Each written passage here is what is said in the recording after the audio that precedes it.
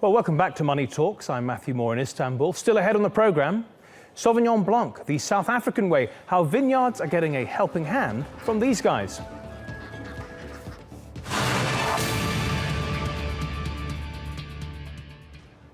Now, all this week, we're taking a close look at the Panama Papers with our editor-at-large, Craig Kapitas. Here's a quick reminder of what the story is all about. More than 11 million pages of legal documents were leaked from the world's fourth biggest offshore law firm, Mossack Fonseca. The documents outlined how the rich exploit offshore tax havens like Panama. 12 world leaders were named, and it led to the resignation of Iceland's prime minister. A $2 billion trail led to the inner circle of Russia's president, and it embarrassed Chinese leaders whose relatives were named in the documents. And the president of the Chilean branch of Transparency International resigned after he was linked to at least 5 offshore companies exposed in the Panama Papers. Now, with the story far from over, we sent Craig to Panama to do some digging. Who are the lawyers and shell makers at the center of this Central American tax haven? Well, Craig made his way to Panama City, where Mossack Fonseca is headquartered, and from where the law firm runs 30 offices around the world. He also headed to Portobello in the north of Panama, where the long story of tax havens begins. But first, Craig traveled to Miami, where he met an offshore tax lawyer who now makes cookies. Decoding the Panama Papers is an exotic exercise. Here, in a warehouse outside Miami, is a solution to part of that puzzle. Eric Kaplan is a lawyer, world famous in cookie circles. Once upon a time, he was even bigger in Panama and other financial havens, where he spent 22 years cooking unique and legal offshore structures for hundreds of global clients looking to avoid the tax man. Nowadays, the biggest secret in his life is the mixture of oats, hemp, and flaxseed that his wife uses to bake Ellie's gourmet granolas. The Panamanian Corporation was the vehicle of choice to hold these assets. Panama, Bermuda, the British Virgin Islands, Kaplan's forte was establishing stealthy trusts and concealed corporations for Latin American businessmen on the hunt for U.S. real estate. Call it the Kaplan recipe, a formula essential to understanding how the thousands of offshore shell companies described in the Panama Papers actually operate. Well, this is not a secret. This is the existence of these companies, these businesses, this method of operation. It was in existence when I started practicing in 1977. Kaplan's offshore life began at the University of Florida Law School. Degree in hand, he traveled north to New York University. There he acquired a Master of Law in what the school describes as international tax planning, a euphemism for establishing shells, offshore companies, trusts, and mutual funds. What you learn in law school is what those differences are. What you learn when you go into practices is how to utilize those differences to minimize the impact of U.S. taxation on your client's activities. Back then, Latin America was in turmoil, and chaos is never a safe place for folks with deep pockets. U.S. real estate was an easy and secure place for Kaplan's clients to park their money. It is probably a cash cow for the Panamanian economy. It employs any number of lawyers, secretaries, administrative types. Cookies turned out to be a much safer bet. Any number of people using these things are, in fact, using them for bad purposes.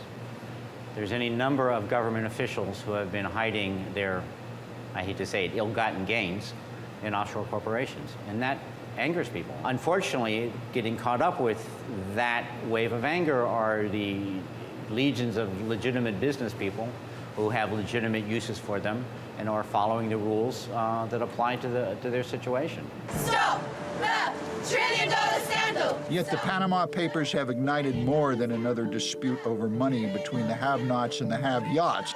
Lawyers like Kaplan say the real question in hand is as simple as it is complex. Does the United States, or any country, have the right to extraterritorially enforce its domestic rules in another sovereign nation such as Panama?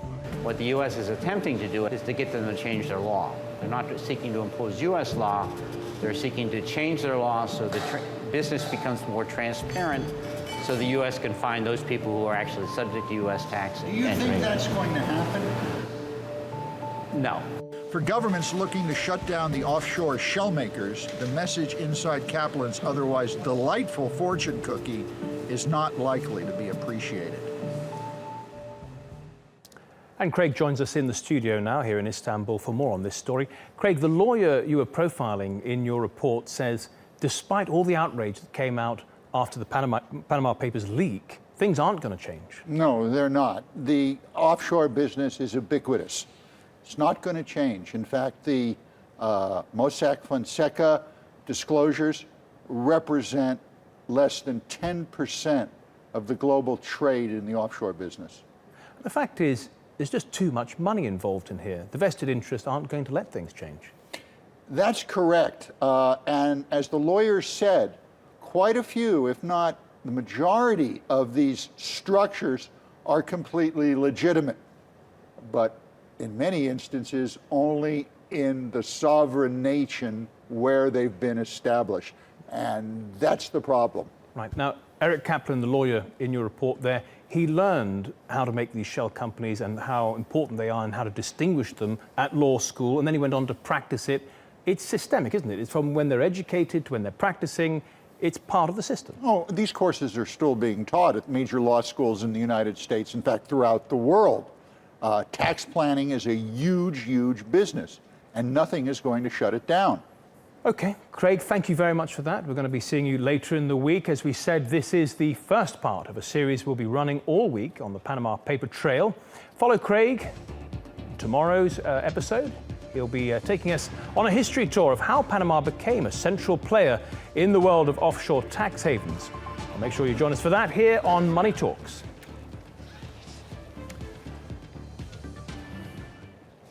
Now, here on Money Talks, we like to help viewers bring their business ideas to life. So, in Biz Q&A, we put your questions to people in the know. Our first inquiry is about making money out of apps.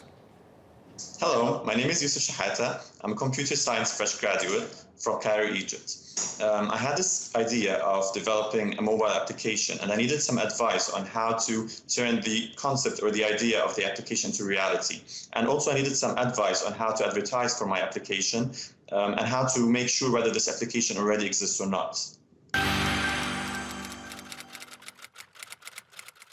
There are a lot of people out there with great ideas and who want to develop their own apps either for their businesses or for personal reasons, but they don't really know how or where to start.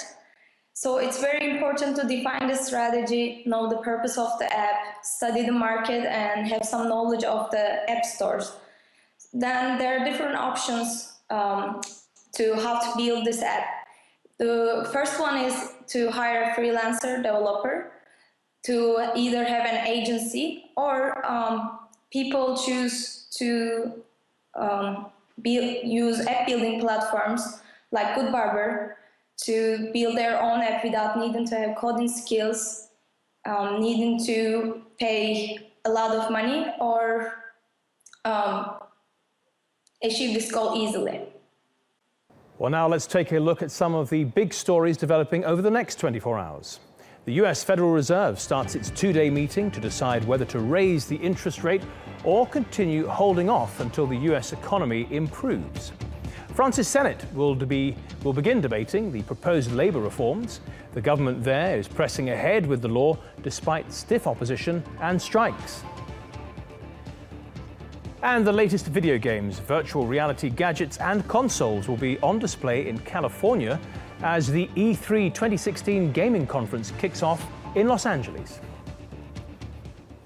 Now, when you think about making wine, I'm sure ducks aren't the first thing that spring to mind, but at one vineyard just outside Cape Town, they're absolutely crucial. Charlotte Dubinsky has the story and a warning. Her report does contain a lot of puns about ducks. Twice a day, this quack squad of killer ducks is released. Their mission? To seek out and destroy thousands of snails that threaten the vines. They've taken to it like, yes, a duck to water. And the special thing about the Indian runner duck is that he can take the snail from the wine stick. Okay? and he can take also get the eggs of the snail under the ground and eat it all up. Where you get your pesticides, when you spray it, it doesn't work underground. So the Indian runner duck can get it from the ground, underneath the ground, and eat the eggs also.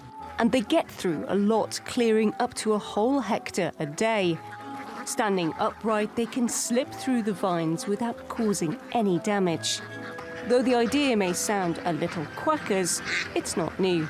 Ducks have long been used to control pests in Asia. Thanks to their busy bills, this vineyard has been able to cut back on using pesticides. But they have other benefits too. The Indian runner ducks are not only very effective pest control in our vineyards, but they're also a very, very good source of fertilizer. So the digestive system from in to out is basically an hour. So whatever the ducks eat in the vineyards get deposited straight back into the vineyards, gets worked into the ground, and very good rich soils for good growth of our vineyards. It started as an experiment back in 1983 with 6 ducks, but this flock has grown. It's now 1,100 strong, and they're such a key part of this business, they've even made it onto the bottle. Who would have thought an army of ducks would one day be running a vineyard? Charlotte Dubinsky, TRT World. Well, a great report from Charlotte there. You've been watching Money Talks with me, Matthew Moore, in Istanbul. For now, stay with TRT World for the latest headlines after the break. Thanks for watching.